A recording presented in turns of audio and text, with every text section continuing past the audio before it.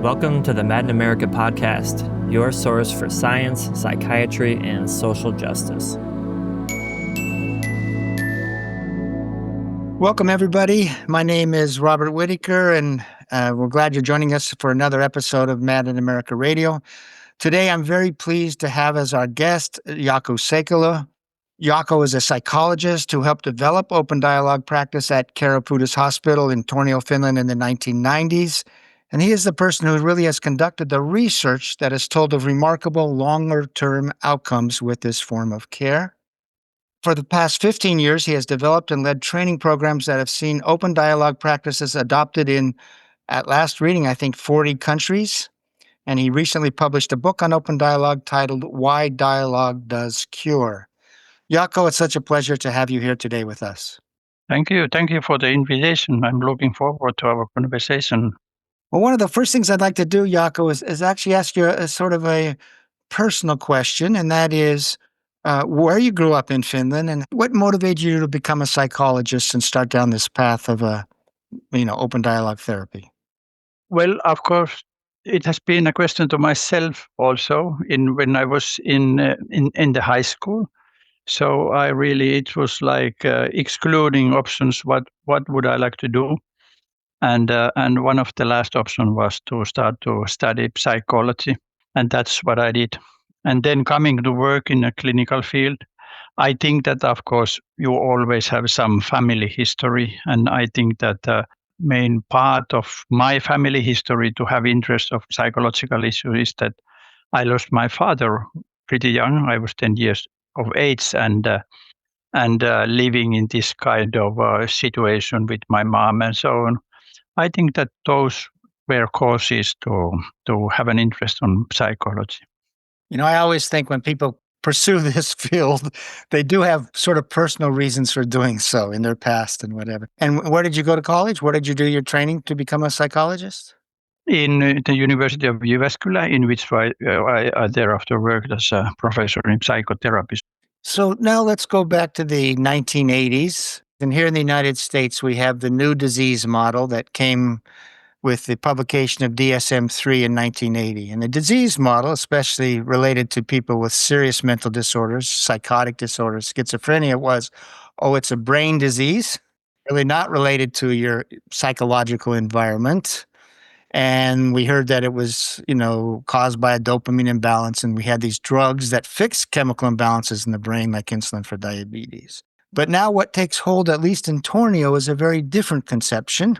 So what were the influences on you personally, but also nationally, or not just nationally, but culturally, that led you to down this path that's going to eventually form open dialogue basically in the 1990s?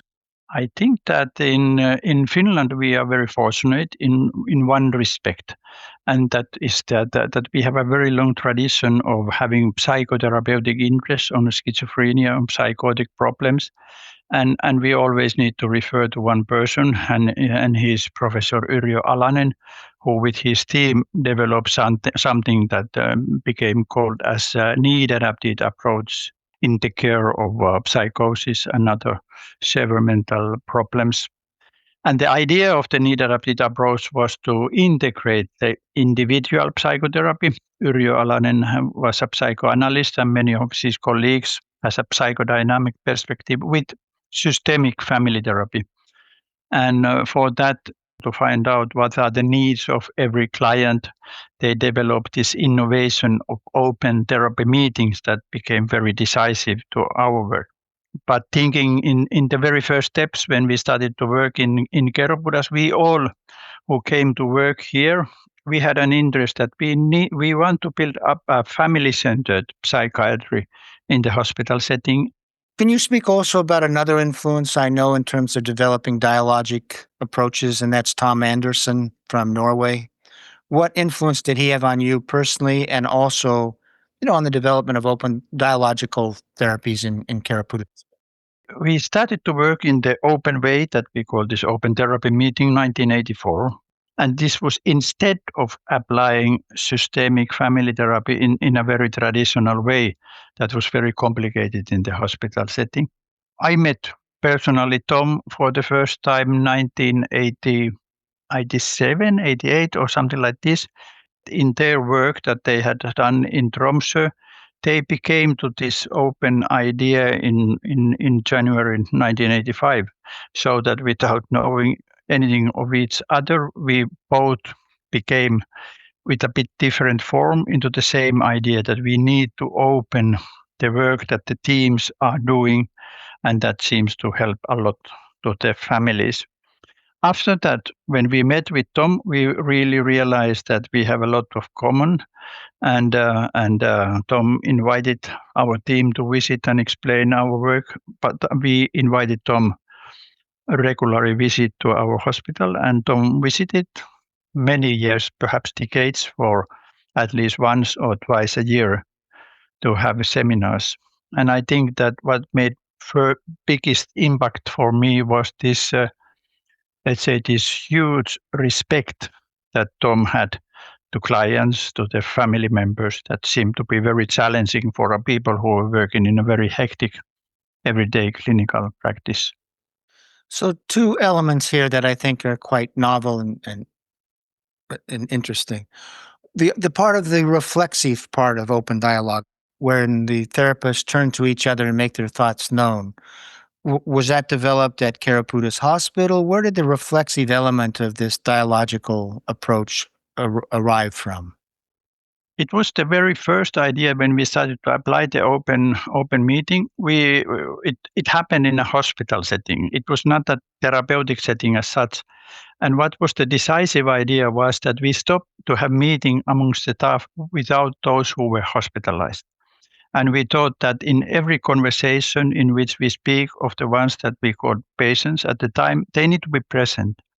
And which means also that we need to openly share our ideas. How do we think of different ideas of helping the people, different elements of planning, the care, and so on. And this was the idea that we started to have this open conversation among the team. I think that these reflective elements, they really became more consistent in the way in the collaboration with the team of Tom Anderson, when Tom really spoke about this idea that there is a shift of speaking and listening, and we became also more conscious about this point of time. What does it mean that people openly share, professionals openly share our thoughts? You know, when I had the opportunity to sit in on a couple open dialogue meetings with clients, and of course I don't speak Finnish, so I was really attuned to just watching how people listened, especially the client listened. And you could see them during these reflexive moments, becoming very keen, very intent on listening to what was happening. And afterwards, when I asked the clients what they most appreciated about the meetings, they said several times they pointed to that when they made their thoughts known. And I think it creates an intimacy or a sense of intimacy between you and the family. I mean, is that your sense as well, that there's an intimacy, a connection made in that way that is not the usual power thing related to psychotherapy? Definitely. And of course, in the very first meeting that we started to speak openly, we were so surprised what happened. We couldn't expect something like that taking place, so that the response of the families and of the single clients were very positive, extremely positive. We also became a bit extremist or a bit rigid in a way that in some situations we also tried to force the family that it's good to listen to our conversation, even if they would not like that. And then we realized that that's not a good policy. But I would say that in 9 cases of 10, this idea of listening, the reflection among the staff, it's as you said, it's a very, very, very curious moment for the families. In 1992, I think it was, the Finnish government funded a study, a 6-site study of need-adapted treatment. And for me, this was really important because this was the moment you begin to read of outcomes related to this form of care. And of course, you had to put those outcomes within a model that was present in the rest of the literature. So tell us what that 6-site study was about. What was Keropudas Hospital's part in it and the outcomes, if you can? Because I think this was really a fundamental moment for the beginning of exporting it, to other places. I think the same. The name of the study was Integrated Care in Acute Psychosis. And I think that those who took initiative, they were Yrjö Alanen, Viljo Räkköläinen, Jukka Aaltonen, Ville Lehtinen, perhaps the core persons. And they thought this as a response of this extremist neurobiological tendency that was taking over. And they made a proposal for a design. One of the main questions was to find out what is the role of neuroleptic medication in treatment of psychosis. And for that reason, they created a procedure that neuroleptic medication is not started in the very first meeting, but you come and see how this active psychosocial intervention helps. And then only after 4, 5, 6 weeks, if it's not enough, you may take neuroleptic medication. And there was a comparison. 3 sites were working in this new procedure and 3 sites were working in the traditional way of medication. But all 6 sites were using need-adapted principles, right? It's just the variable was the medication usage. Exactly. Yeah, that was the difference. And Keropudas was one of the sites that did not start the medication in the beginning. So you're one of the 3 that delays initial use of neuroleptics. And what were the results of that study between the comparison of the 2 groups? Well, there was significant difference between the outcomes that people could return to employment better if these neuroleptics were not prescribed. It was very surprising because we really followed this idea that not to have the medication, and then we realized that actually only 15% started to have medication in the beginning, and during first 2 years, 25% had used. And that was the moment of time in which was said exactly what you said, that it's a brain disease. You need to take the medication, stop the toxic process, and so on. And we were surprised that it's really the case that those really do not need to have medication. And if they do not have medication, the outcomes were better. So, of course, this is what attracted me to open dialogue, was precisely when I was writing Anatomy of an Epidemic, I had become convinced that on the whole, the antipsychotics were worsening outcomes and you needed the selective use model. What can you tell us of what was it like to work with people without medication? Because you now had a new experience.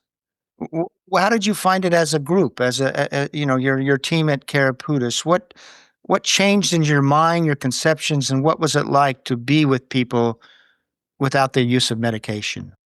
What we learned, and of course it's more or less self-evident, that it's a very intensive relation that we need to make with the families. We need to build up with the families from the very first day on. And for instance, meeting daily if needed during the first week.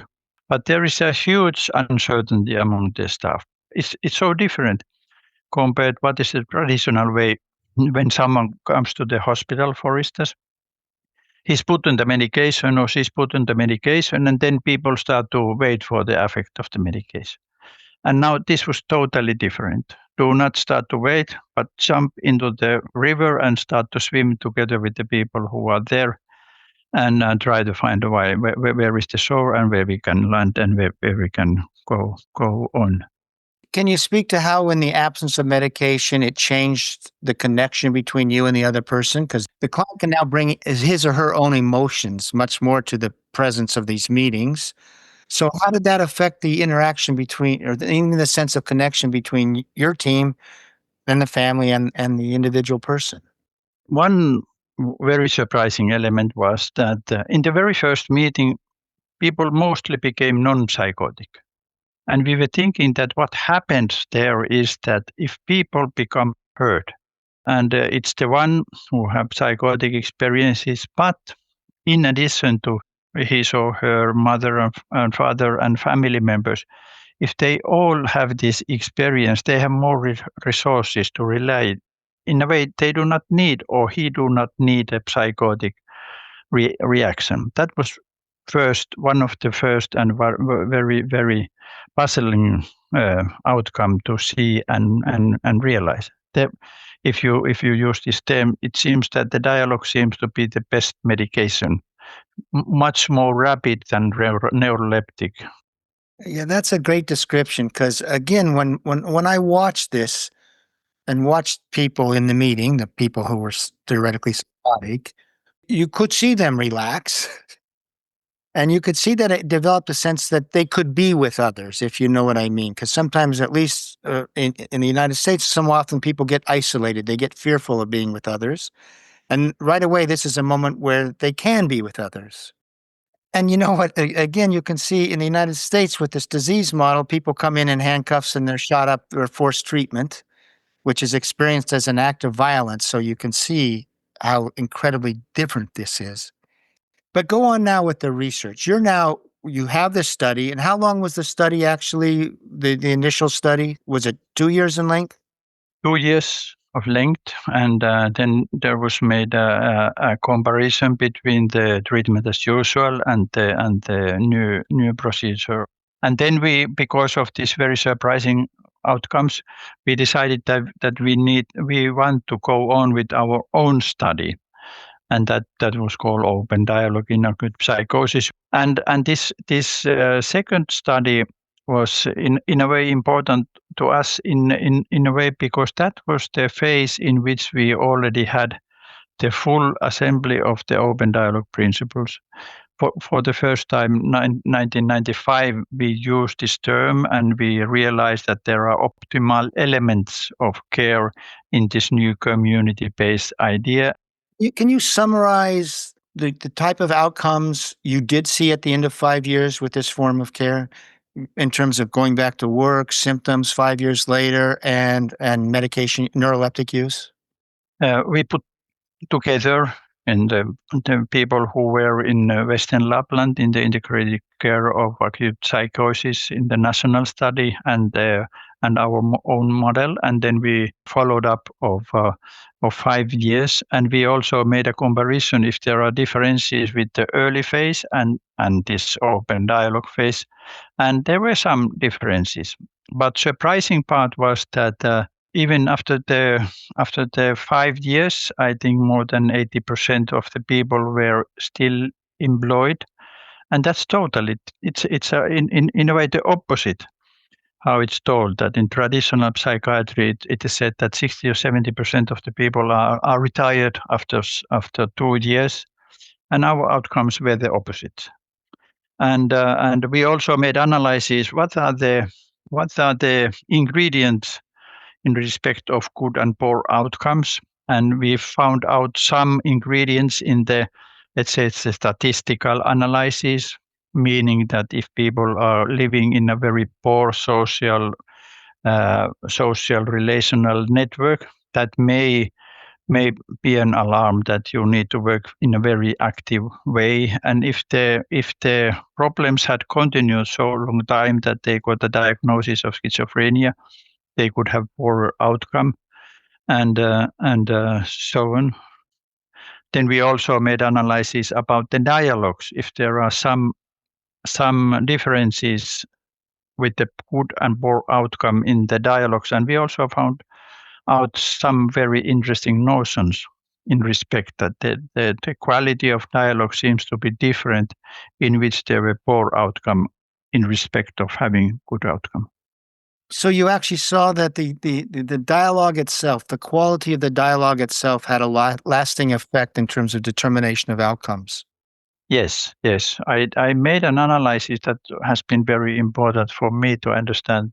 I selected 10 cases of poor, let's say, poor outcome. Then I made a peer comparison then with good outcomes with the very same situation in the beginning, and analyze, because in our studies we always video record all the sessions that we really can see what happened, and that was very, very thoughtful experience to look at the video recordings of the very first session, 1 or 2 or 3 sessions in the beginning.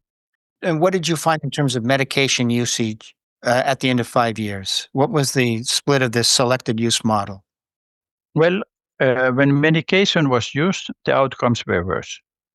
And the medication was not used, the outcome were better. Of course, in this selective process, the medication is hopefully used in the most serious cases and not in the easy case. But it, in a way, make a confirmation that it's really worth to avoid to have the neuroleptic medication and use whatever other tools before that. And if you go to the medication, you should start to have a very active, let's say, psychological relationship with the families. In the system of care, it usually happens the opposite.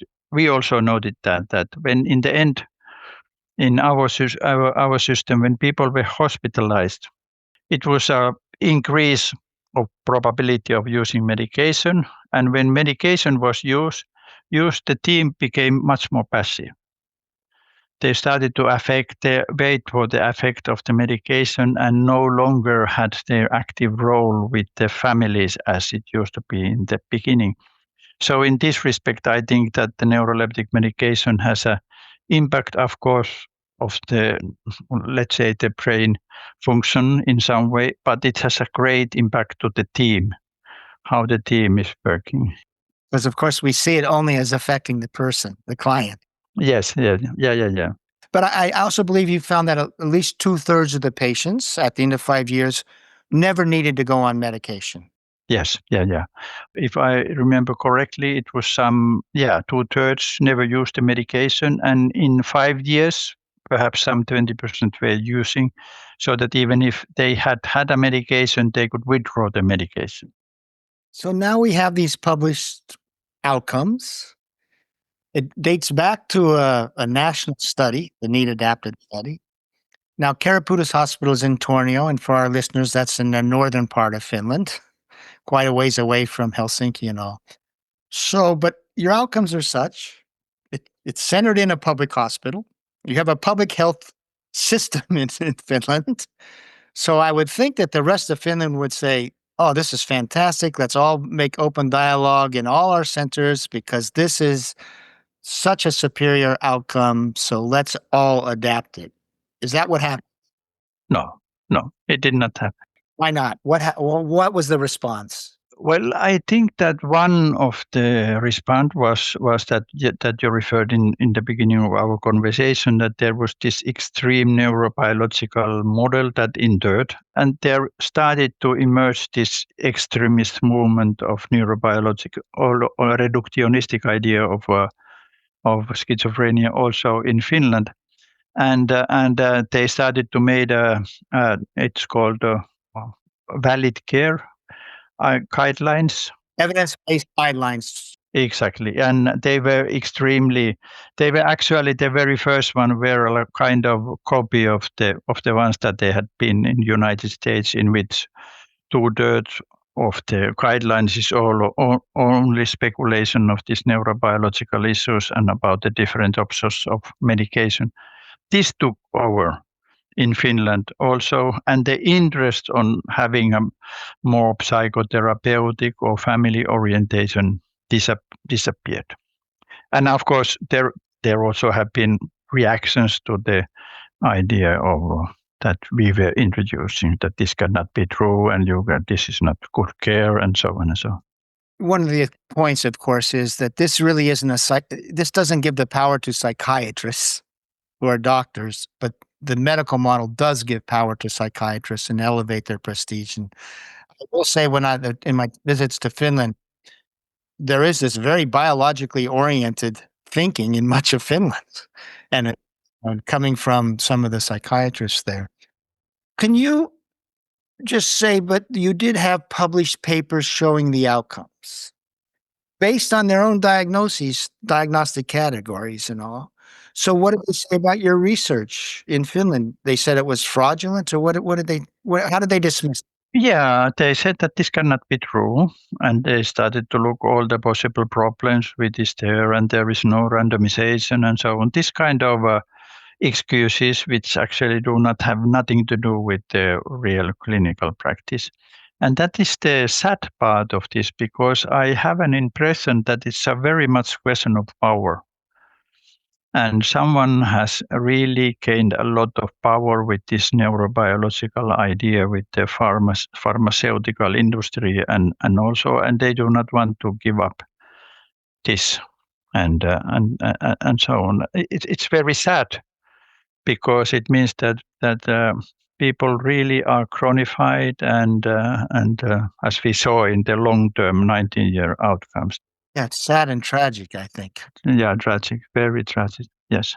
You brought up the 19-year outcomes. Explain what you saw in that study, and because tell me if I'm wrong. Basically, open dialogue survived only in Western Lapland as a regular practice with selective use of the medications. It really wasn't become standard of care anywhere else in Finland. Is that correct?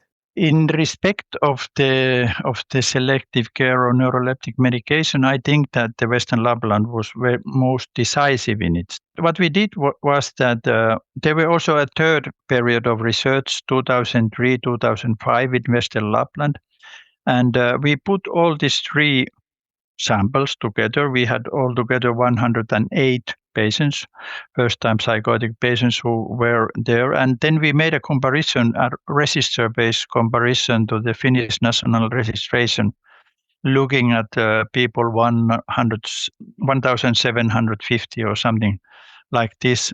And what happened with them in respect of mortality, use of services, and employment, and disabilities. And there were huge differences in the comparing the open dialogue and treatment as usual. Many elements were in a way double as severe in treatment as usual as in open dialogue. They had been in hospital in all cases in treatment as usual more than 1 month, compared to 1/3 in open dialogue. 80% were still on neuroleptic medication, compared to 33% in Western Lapland. More than 60% were living on a disability, compared to 33% in Western Lapland. So everything was a kind of opposite in respect of the treatment as usual. So basically, that study showed the enduring impact on the course of their lives. It wasn't just sort of an immediate recovery, but it set their lives on a different course. Yes, yeah. Of course, 50% were still on active care. And this is terrible. Think about that when you have psychotic problems and you meet with a traditional care, you could think that half of us are still in care 20 years after. Which discipline of medicine could accept something like that?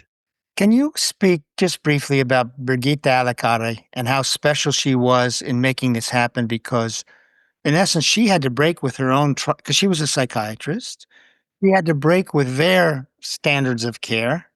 So just talk about the importance of having someone like Birgitta Alikari and how special she was to the success of this.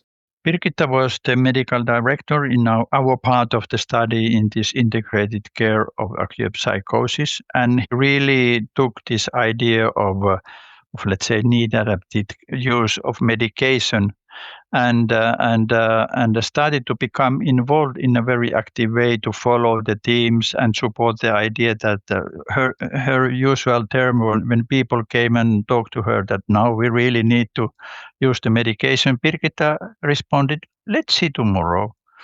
And this "let's see tomorrow" became a slogan to us, that when you go and ask Birgitta, you know the response. Let's see tomorrow. What is this? She really took a very personal but very responsible position in respect of the people, and both the clients, the patients, and the teams. And I think that she really adopted this idea of care in a very deep way. Later on, she became the director of the entire system, and she was also very consistent, always with the new psychiatrist who came. She wanted to very carefully follow how do they start to practice, and she was also a bit funny. She used to say that never allow the psychiatrist meet alone with the patient. Please be there when the psychiatrist is meeting.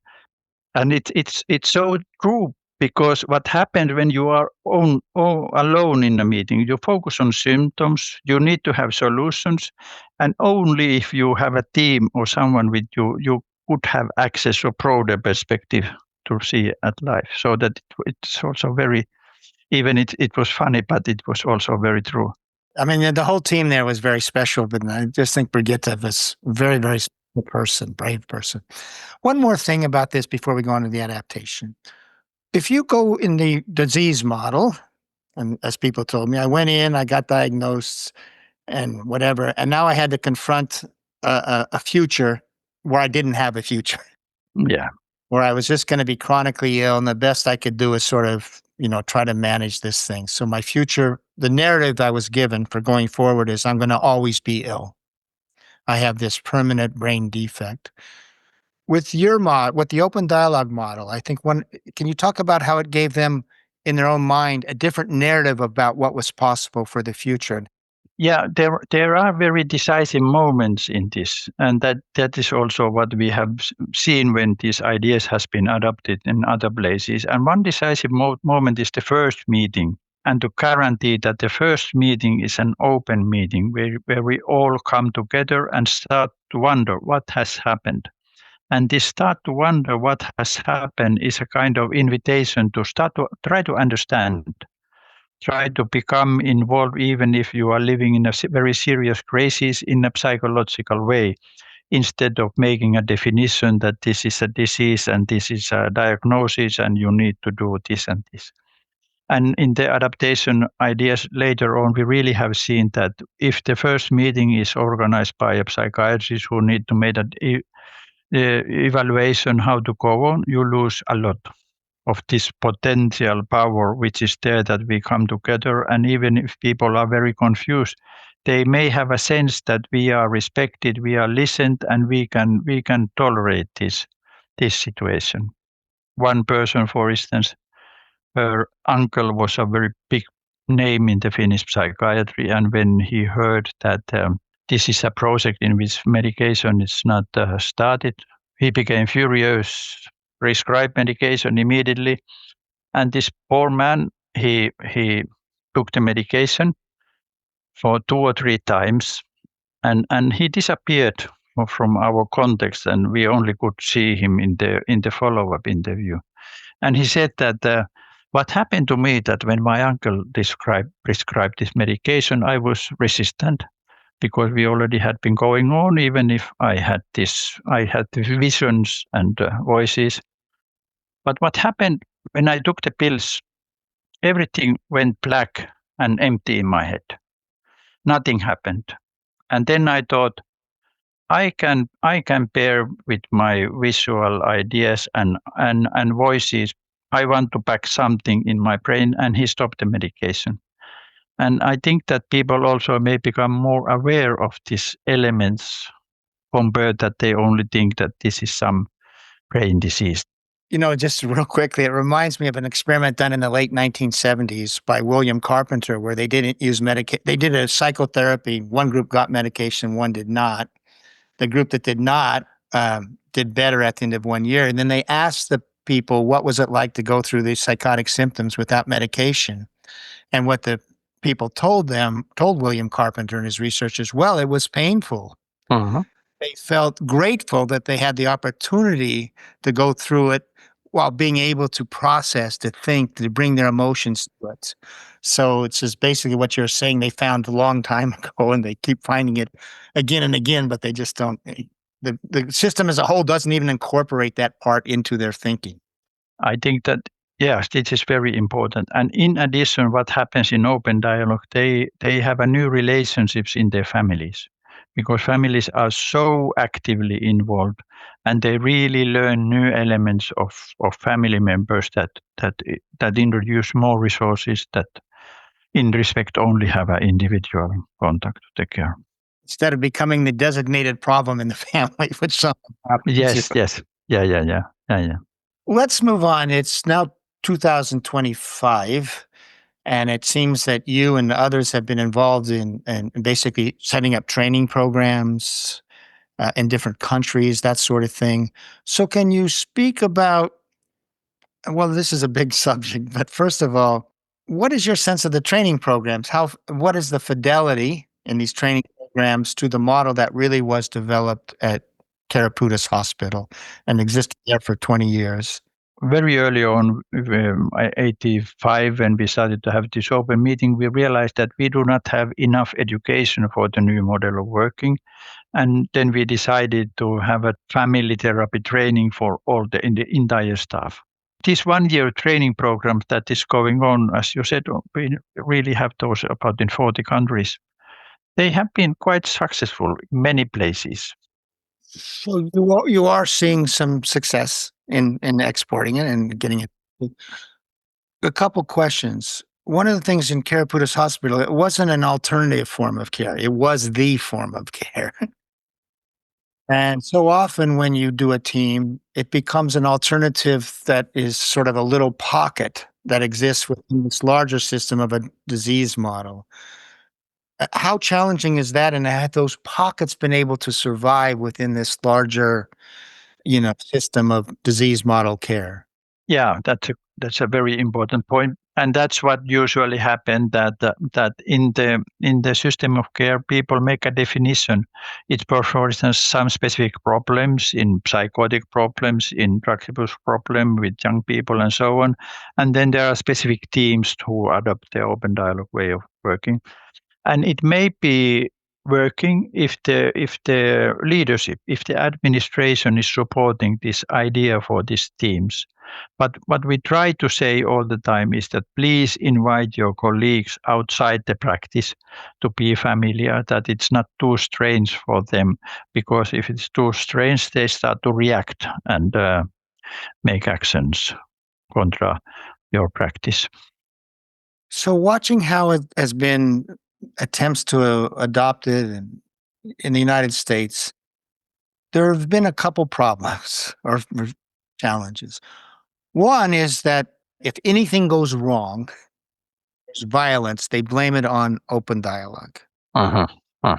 Because in the United States, not medicating someone who's psychotic is seen as negligent, that it has had to be adapted with pretty frequent use of neuroleptics. I really haven't seen, maybe you know this better than I, but I really haven't seen a successful adoption of what you did in northern Finland in the United States yet. And of course, there was one in Massachusetts. There was one in New York that got funding. There was one in Massachusetts near the Boston area, which fell apart after an element of violence. And I just haven't seen anyone where they've also used the selective use model of neuroleptics that you did. So that's a big question, sort of the successful adoption of your principles, at least in the United States. Yeah. I'm really impressed of the practice that they have developed in Vermont. And as far as I have understood, they also made that as a statewide, so that it's not only some teams, but the system of care is very introduced, and they organize systematic training. They make a research. They have a very good papers in respect of the experiences of the staff members, of the users. But in respect of use of neuroleptics, so that I've heard that people really can do that, and they are surprised of the outcomes. But how much this happened, I don't know. So, Jaakko, you've been doing this I'm talking about the training part, almost 15 years now. Are you optimistic that this is really helping create a paradigm shift in other countries that really will change how we think about psychosis and think about what is possible and think about standards of care? Are there just pockets? Are we headed towards a paradigm shift? What is the extent of the adoption and the fidelity of the adoption that you're seeing in these 40 countries? I'm optimistic. Open dialogue is at the moment mentioned in almost everywhere. Whatever document you read of psychiatry, open dialogue is mentioned, and that was not the case 7 years ago. So step by step, it has entered, and when we have this systematic idea to introduce help for people who have more interest of humanistic services, I'm a bit optimistic. I'm also optimistic because in many countries I meet with young psychiatrists who are really keen to learn new ideas of working. I've spoken to psychiatrists who've become, like, say, in some ways became involved in an open dialogue project, and they all say the same thing. It's a rewarding way to work with people, whereas prescribing drugs is not. One doctor, his name is Pedro in Spain, said that he became very, very actively involved in open dialogues in our training programs now, and he said that everyone knows that this is not working, but only few really make this question. And when he started to look of options, he found this open dialogue. And what happens to him was that the very first meeting were so surprising. And after that, he did not have any doubt that this is the way I want to do my work. So 2 last questions. One is the question that is always raised here in the United States. Oh, you can't work with people without medication because they're violent and they'll kill people and that sort of thing. So can you speak about the question of managing violence, creating safe spaces, and that element? Yeah, being very intensive in creating relationship in the beginning is very decisive idea that you, as I already mentioned, you need to be ready to meet daily and so on, be really present, be available. And that is the idea to introduce safety for the families and also be present if there are some threat of violence or whatever. I've not seen any ideas that open dialogue would increase probability of violence. There are more violence when people are hospitalized, and of course there are more violence perhaps in relationship of drug abuse and so on, and in reaction to the forced treatment.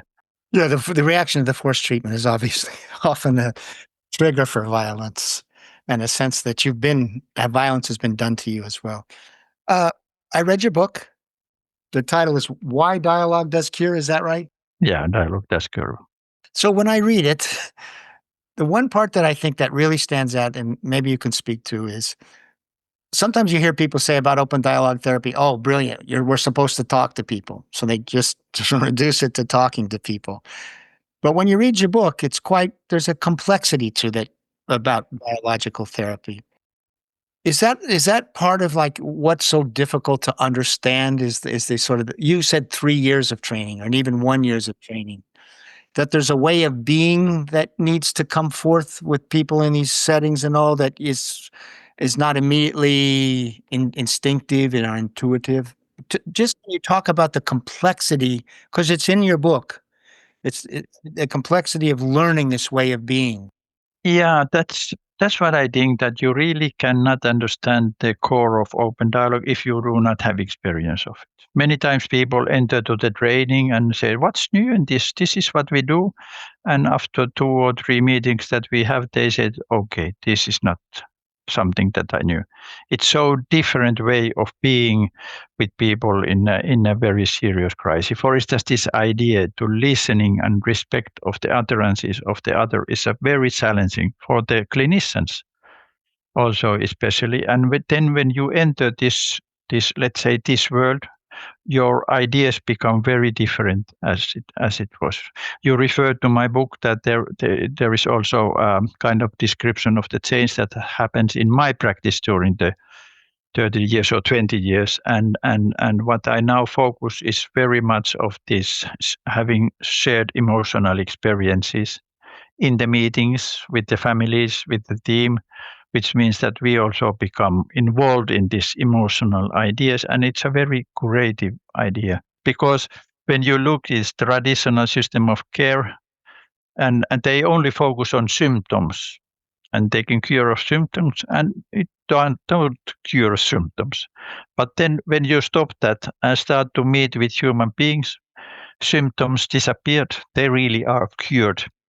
Well, Jaakko, it's been such a pleasure having you here today. You must feel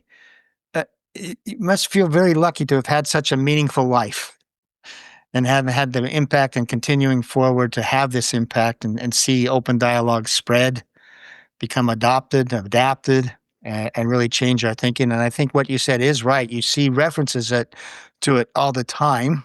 It's great having you here. Thank you. And I think I speak for many people. The work that you and others have done, Birgitta and your team, have had a extraordinary global impact. So thank you for being with us today. Thank you. Thank you for having this possibility. I wish you all the best with the very important work that you are doing. Thank you for listening to the Mad in America podcast. For more news, views, and updates, visit madinamerica.com.